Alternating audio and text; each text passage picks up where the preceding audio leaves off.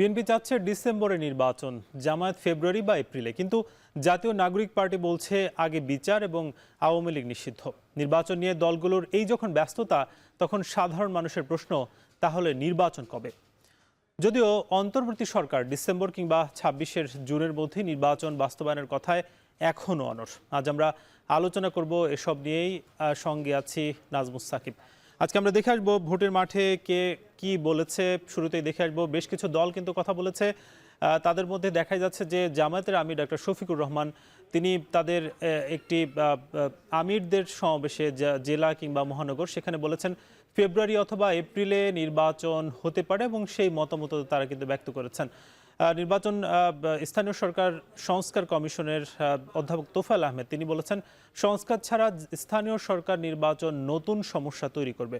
এছাড়া জাতীয়তাবাদী সমমনা জোট, তারা ঐকমত্যের যে কমিশন রয়েছে তাদের সঙ্গে আলোচনায় বলেছেন যে স্থানীয় নয়, আগে জাতীয় নির্বাচন হতে হবে এবং সেই দাবি কিন্তু তারা করেছেন।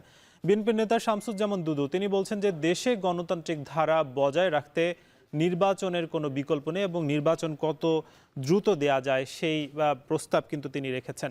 ভোটের ট্রেনে আজ আমাদের সঙ্গে যুক্ত আছেন বিএনপির স্থানীয় সরকার বিষয়ক সহ সম্পাদক শাম্মী আক্তার। যুক্ত হবো তার সঙ্গে। ভোটের ট্রেনে স্বাগত আপা আপনাকে।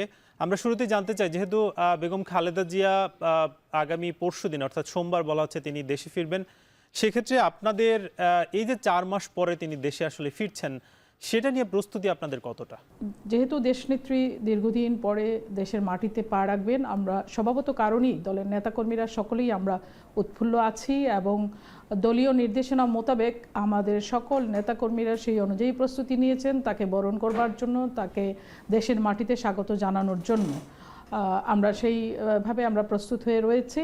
উনি যখনই ফিরবেন আমরা ওনাকে স্বাগত জানাবো। এটা একটা বিষয় বলা হচ্ছে যে তার যে 2 পুত্রবধূ আছেন তারাও কিন্তু তার সঙ্গে ফিরবেন এবং বলা হচ্ছে যে তারা কি তাহলে আগামী দিনের রাজনীতিতে তারা কি ফিরছেন? দেখুন, ওনার পুত্রবধূ, ছোট পুত্রবধূ যিনি, উনি প্রায়শই ম্যাডামকে দেখার জন্য দেশে এসেছেন। ইতিপূর্বে অনেকবার উনি দেশে এসেছেন এবং ফেরতও গিয়েছেন। তো আসা যাওয়ার মধ্যেই ছিলেন উনি। আর বড় পুত্রবধূ যিনি, তিনি, আমি বৃহত্তর সিলেটের মেয়ে এবং বড় পুত্রবধূ যিনি, তিনি আমাদের সিলেটের আলোকিত সন্তান এবং আমি বৃহত্তর সিলেটবাসীর পক্ষ থেকে ওনাকে স্বাগত জানাই। বাংলাদেশের মাটিতে দীর্ঘ প্রায় 18 বছর পরে উনি দেশের মাটিতে পা রাখবেন। রাজনীতি তো পরের বিষয়। একটি 111-এর একটি সরকার যারা জোর করে তাদেরকে দেশের মাটি থেকে বিদেশে যেতে বাধ্য করেছিল এবং আপনারা জানেন যে আমাদের পার্টির ভারপ্রাপ্ত চেয়ারম্যান দেশনায়ক জনাব তারেক রহমান চিকিৎসার জন্য দীর্ঘদিন বিদেশে আছেন। তো ওনার সুযোগ্য সহধর্মিণী, তিনি দীর্ঘদিন পরে দেশের মাটিতে ফিরবেন, কারণ ওনার শাশুড়ি দেশনেত্রী বেগম খালেদা জিয়া চিকিৎসার জন্য লন্ডনে গিয়েছিলেন এবং সেখান থেকে চিকিৎসা শেষ করে তিনি বাংলাদেশের মাটিতে ফিরছেন। সেখানে পুত্রবধূরা ওনার সঙ্গে ফিরবেন, এটা অত্যন্ত একটি স্বাভাবিক বিষয় আমি মনে করি এবং পারিবারিক বিষয় আমি মনে করি। রাজনীতি অনেক পরের বিষয়। যেহেতু তারেক রহমানের কথা আসলো, একটু জানতে চাই যে যেহেতু তার বেগম খালেদা জিয়ার পুত্রবধূ আসছেন, তিনিও ফিরছেন, তারেক রহমান আসলে দেশে ফিরছেন কবে? এটা নিয়ে আপনাদের দলের মধ্যে কোনো আলোচনা হয়েছে কিনা? দলের মধ্যে আলোচনা, যেটা আমরা নেতাকর্মীরা সকলেই চাই উনি দেশে ফিরে আসুন, কিন্তু আমাদের ভারপ্রাপ্ত চেয়ারম্যান তারেক রহমান তিনি পরিষ্কার করে বলেছেন শুধুমাত্র তার মামলাগুলো প্রত্যাহার করলেই হবে না, তার দলের একজন নেতাকর্মীর বিরুদ্ধেও যদি একটি মামলা থাকে এই অবস্থায় উনি দেশে ফিরতে পারেন না। সকল নেতাকর্মীর বিরুদ্ধে এই যে একটি ফ্যাসিস্ট সরকারের আমলে যে মামলাগুলো দায়ের করা হয়েছে অনৈতিকভাবে এবং উদ্দেশ্যপ্রণোদিতভাবে এবং রাজনৈতিক উদ্দেশ্যপ্রণোদিতভাবে, সেই মামলাগুলোকে অবশ্যই অনতিবিলম্বে প্রত্যাহার করতে হবে। সকল নেতাকর্মীর বিরুদ্ধে মামলাগুলো প্রত্যাহার হলে তবেই তিনি দেশে ফিরবেন। আমরা একটা বিষয় দেখছি যে বিএনপির থেকে বরাবরই দাবি করা হচ্ছে যে ডিসেম্বরে নির্বাচনটা আপনারা চাচ্ছেন, তো সেক্ষেত্রে সেই প্রক্রিয়া কতটা এগোতে দেখছেন? দেখুন, আমরা বারবারই দাবি করে আসছি যত দ্রুত সম্ভব নির্বাচনের একটি সুনির্দিষ্ট রূপরেখা ঘোষণা করবার জন্য। অন্তর্বর্তীকালীন সরকারকে তো দেশের জনগণের আকাঙ্ক্ষার প্রতিফলন ঘটাতে হবে।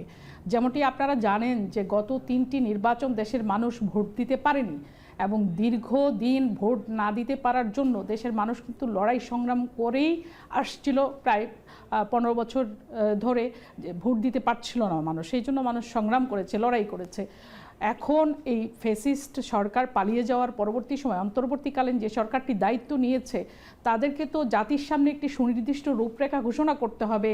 যে কখনো তারা বলছেন ডিসেম্বরে, কখনো মার্চে, কখনো বলছেন জুনে, কিন্তু তাদেরকে একটি সুনির্দিষ্ট রূপরেখা ঘোষণা করতে হবে যে এই এই দিনের মধ্যে আমরা নির্বাচন অনুষ্ঠান করব, একটি সুনির্দিষ্ট রূপরেখা। কারণ দেশের মানুষ তাদের ভোটাধিকার প্রয়োগ করার জন্য তারা কিন্তু দীর্ঘ সময় ধরে তারা প্রতীক্ষা করছেন, তাদের ভোটাধিকার তারা প্রয়োগ করতে পারছেন না। কাজেই অন্তর্বর্তীকালীন সরকারকে জনগণের এই আকাঙ্ক্ষাকে ইগনোর করার কোনো সুযোগ আছে বলে আমি মনে করি না। তাদেরকে দ্রুতই একটি নির্বাচনের রূপরেখা ঘোষণা করা দরকার বলে আমি মনে করি। কিন্তু ডিসেম্বরে যদি নির্বাচনটা না হয় সেক্ষেত্রে কি আপনারা আন্দোলনের দিকে যাবেন? দেখুন, আন্দোলন তো আমরা দীর্ঘ সময় ধরে করে আসছি। প্রয়োজন হলে আমরা রাজপথে ছিলাম, রাজপথে আছি, প্রয়োজন হলে রাজপথে আমরা লড়াই সংগ্রাম করে যদি অধিকার আদায় করতে হয় আমরা করব। আমরা তো আর ঘরে ফিরে যাওয়ার কোনো সুযোগ আছে বলে আমি মনে করি না। কারণ জনগণের ভোটাধিকার পুনরুদ্ধারের জন্যই কিন্তু আমরা লড়াই করেছি দীর্ঘ সময় ধরে। এই ফ্যাসিস্ট সরকারের বিরুদ্ধে আমরা যে লড়াই সংগ্রাম চালিয়ে গিয়েছিলাম, আমরা যে লড়াইটি জারি রেখেছিলাম, সেটির মুখ্য যে বিষয়টি ছিল যে জনগণের ভোটাধিকার, ঋত ভোটাধিকার পুনরুদ্ধার। তো এটি পুনরুদ্ধার করবার জন্য যদি রাজপথে ফায়সালা করতে হয়, আমরা সেদিকে যদি যেতে হয় আমরা যাব। কিন্তু আপা একটা বিষয় যে এনসিপি, যে অর্থাৎ জাতীয় নাগরিক পার্টি যারা, তারা কিন্তু বলছে যে আওয়ামী লীগের বিচার কিংবা আওয়ামী লীগ নিষিদ্ধ ছাড়া নির্বাচন হওয়াটা উচিত নয়। এই দাবির সঙ্গে আপনারা কতটা একমত? দেখুন, ফ্যাসিস্ট যেই সরকারটি পালিয়ে গিয়েছে তারা আবার পুনরায় মাথাচাড়া দেওয়ার জন্য যেই অপচেষ্টা তারা করছে সেটি হচ্ছে একটি জনপ্রতিনিধিত্বশীল সরকার বাংলাদেশের রাষ্ট্র পরিচালনার দায়িত্বে নেই। এই জন্যই আমরা দাবি করছি যে দ্রুত জনগণের নির্বাচিত প্রতিনিধির কাছে দায়িত্ব হস্তান্তর করা দরকার এবং প্রয়োজন। এবং সেটি হলে এই যে ফ্যাসিস্টরা আবার মাথাচাড়া দিয়ে ওঠার চেষ্টা করছে বা অপচেষ্টা করছে, সেটি তাহলে হবে না। কারণ এখন তো দেখা যাচ্ছে যে ফ্যাসিস্টরা আবারও মাথাচাড়া দিয়ে ওঠার চেষ্টা করছে। এবং বিচারটা, এবং শেখ হাসিনা যেই গণহত্যা চালিয়েছেন, ছাত্র হত্যা চালিয়েছেন, তার বিচারটাও দ্রুত হওয়া দরকার। তো আমি মনে করি যে এগুলো সাংঘর্ষিক কোনো বিষয় নয়। বিচারিক কার্যক্রম চলতে থাকুক। অ্যাট দ্য সেম টাইম তারা নির্বাচনের সুনির্দিষ্ট রূপরেখা ঘোষণা করুন যে তারা এই কয় তারিখের মধ্যে নির্বাচন করবেন। একটা বিষয় যে মানে আওয়ামী লীগের যে নিষিদ্ধের ব্যাপারটা বারবার আসছে, সেই নিষিদ্ধের ব্যাপারটা কি আপনারা চান? দেখুন, এটা আমাদের দল থেকে বারবারই বলা হয়েছে যে এটা বাংলাদেশের জনগণ সিদ্ধান্ত নিবে যে তারা কি করবে কি করবে না। তো আমরা তো দল হিসাবে তো এটা বলতে পারি না যে অমুককে নিষিদ্ধ করে দেন, তমুককে নিষিদ্ধ করে দেন। আমরা তো সেটা বলছি না। আমরা বলছি যে এই সিদ্ধান্ত বাংলাদেশের জনগণ নেবে। বাংলাদেশের জনগণই তো তাদের বিরুদ্ধে এই যে একটি সফল অভ্যুত্থান সৃষ্টি হয়েছে, বাংলাদেশের জনগণই তো সেটা করেছে এবং ফ্যাসিস্ট পালিয়ে যেতে বাধ্য হয়েছে। এবং এই যেহেতু বাংলাদেশের মালিকানাটা হচ্ছে এই দেশের জনগণের, তাহলে জনগণের হাতেই সেই ক্ষমতা ছেড়ে দেওয়া দরকার যে তারা কি চায়, তারা নিষিদ্ধ চায় নাকি চায় না সেটা তারাই সিদ্ধান্ত নেবে। এটা তো আপনি বা আমি ডিকটেট করতে পারি না। বাংলাদেশের মানুষই সেই সিদ্ধান্ত নেবে তারা চায় কি চায় না। একটা বিষয় আসলে আপনার কাছে প্রশ্ন, যে বিএনপির তরফ থেকে বলা হয়েছে পরপর যেই 2বার প্রধানমন্ত্রিত্ব, সেটা আসলে কিছু কিছু দল যেটা চাচ্ছে যে এর পরে অতিরিক্ত যাতে না হতে পারে, কিন্তু বিএনপি আসলে এই দাবির সঙ্গে একমত নয়। কেন আপনারা আসলে একমত নন? দেখুন, এই যে সংস্কার যে বিষয়টি বাংলাদেশের প্রথম কোন দলটি এটি উত্থাপন করেছে, অবভিয়াসলি আপনাকে স্বীকার করতে হবে যে বাংলাদেশ জাতীয়তাবাদী দল বা ন্যাশনালিস্ট পার্টি বিএনপি এটি প্রথম জনগণের সামনে নিয়ে এসছে যে তারা সংস্কার চায়। এবং এত বড় একটি রাজনৈতিক দল, এত জনপ্রিয় একটি দল, সেই জনপ্রিয় দলের এত জনপ্রিয় একজন নেতা তারেক রহমান, তিনি তো প্রথম নজরে আনলেন যে পরপর 2বার কেউ বাংলাদেশের প্রধানমন্ত্রী হতে পারবেন না। এইটুকুন উদারতা এর আগে কে কবে দেখিয়েছে সেটা একটু বলেন তো দেখি আমাকে। কিন্তু আপা একটা উনি তো বিষয় যে এইটুকু উদারতা দেখিয়েছেন যে পরপর দুবার কেউ প্রধানমন্ত্রী হতে পারবে না। কিন্তু একটা বিষয় যে বলা হচ্ছে যে জি, বলেন। যেহেতু যেহেতু উত্থাপন করা হয়েছে, সেক্ষেত্রে এটার সঙ্গে তো আপনারা বলছেন যে ঠিক এর একবার পরে আবার জি। তিনি হতে পারবেন, কিন্তু অন্যান্য দল তো আসলে সেটা টোটালি চাচ্ছে না। তারা বলছে যে শুধুমাত্র একজন ব্যক্তি দুবার হতে পারবে। এটার সঙ্গে আসলে একমত নন কেন আপনারা? এটার সাথে একমত নই সেটা নয়, আমরা তো বলেছি দুবারের বেশি কেউ হতে পারবে না। দুবারের বেশি কেউ হতে পারবে না, এটা কি কেউ এর আগে বলেছেন? এটাও তো কেউ বলেননি। আর মুদ্রা কথা হচ্ছে, এগুলো বিষয় নিয়ে কথা বলে কালক্ষেপণ না করে বরঞ্চ নির্বাচনের রোডম্যাপটা দ্রুত ঘোষণা করে একটি নির্বাচনের মাধ্যমে জনগণের নির্বাচিত প্রতিনিধির হাতে ক্ষমতা হস্তান্তর করা দরকার। জনপ্রতিনিধিত্বশীল সরকার দরকার, যাতে করে ফেসিস্টার মাথাচাড়া দিয়ে উঠতে না পারে, দেশের শান্তি শৃঙ্খলা যাতে বজায় থাকে। সেই জন্য নির্বাচনটা হওয়া অতীব জরুরি। আরেকটা বিষয়, আপনারা আসলে একটা বিষয় নিয়ে হয়তো আপত্তি তুলছেন যে অন্তর্বর্তী সরকারকে পছন্দ করছে জনগণ, সেটা ডক্টর মোহাম্মদ ইউনূস তিনি বলেছেন। আপনি আসলে বিষয়টাকে কিভাবে দেখছেন? আমি প্রশ্নটা একটু পরিষ্কার করে বলেন আমাকে। উনি বলেছেন যে অন্তর্বর্তী সরকারকে পছন্দ করছে জনগণ, সেটা আসলে কিছুদিন আগে আল জাজিরার একটি অনুষ্ঠানে ডক্টর মোহাম্মদ ইউনূস বলেছেন। এই কথাটিকে আপনি কিভাবে দেখছেন? দেখুন, উনি সেটা বলতে পারেন, উনি কোন দৃষ্টিকোণ থেকে বলেছেন সেটা আমি জানি না। আপনি কি জনগণ বলতে বিএনপির এই লক্ষ কোটি নেতা কর্মী সমর্থক, তারা কি জনগণের মধ্যে পড়ে না? তাদেরকে বাদ দিয়ে কি সেই জনগণ সেক্ষেত্রে কি আপনারা পছন্দ করছেন না? পছন্দ করছে? বা বীর বা আমরা কি পছন্দ করছি না? মানে আমরা কি পছন্দ করছি না? বিষয়টা তো পছন্দ অপছন্দের জায়গায় নেই। আমরা দীর্ঘ 15 বছর ধরে লড়াই সংগ্রাম করছি বাংলাদেশের মানুষের ভোটাধিকার যাতে তারা প্রয়োগ করতে পারে, নিঃসংশয়ে, নির্বিঘ্নে, নির্ভয়ে তারা যাতে তাদের ভোটাধিকার প্রয়োগ করতে পারে। সেই জন্য তো আমরা লড়াই করছি, এবং ফ্যাসিস্টরা আমাদের ভোটাধিকার হরণ করে নিয়েছিল। সেই অধিকারকে আমরা ফেরত পেয়েছি। ফ্যাসিস্ট হাসিনা পালিয়ে গিয়েছে, কিন্তু আমরা জনগণ হিসাবে আমরা কি আমাদের অধিকার ফিরে পেয়েছি?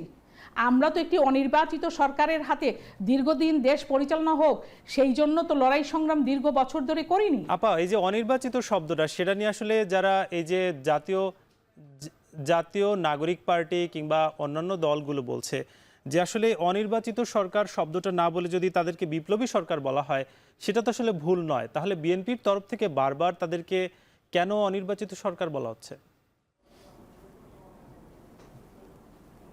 কারণ তারা বিপ্লবী সরকার হিসেবে শপথ গ্রহণ করেননি, নাম্বার 1। নাম্বার 2 হচ্ছে তারা অনির্বাচিত, এইটাই সত্য, কারণ তারা তো জনগণের ভোটে নির্বাচিত নন। জনগণের তাদের প্রতি সমর্থন রয়েছে, কিন্তু তারা জনগণের প্রত্যক্ষ ভোটে তারা নির্বাচিত নন। জনগণের সমর্থন রয়েছে, আমাদেরও সমর্থন ছিল, আছে, কিন্তু তারা জনগণের প্রত্যক্ষ ভোটে নির্বাচিত নন। সুতরাং এখানে যে একটা নির্বাচন ব্যবস্থা ছিল, যেটা গত আওয়ামী লীগ সরকার, ফ্যাসিস্ট সরকার এই নির্বাচন ব্যবস্থাকে ধ্বংস করেছে, সেই নির্বাচন ব্যবস্থাটা তো পুনরুদ্ধার করতে হবে। মানুষের ভোটাধিকার তো আপনাকে ফিরিয়ে দিতে হবে, কারণ বাংলাদেশের মূল মালিক তো বাংলাদেশের জনগণ।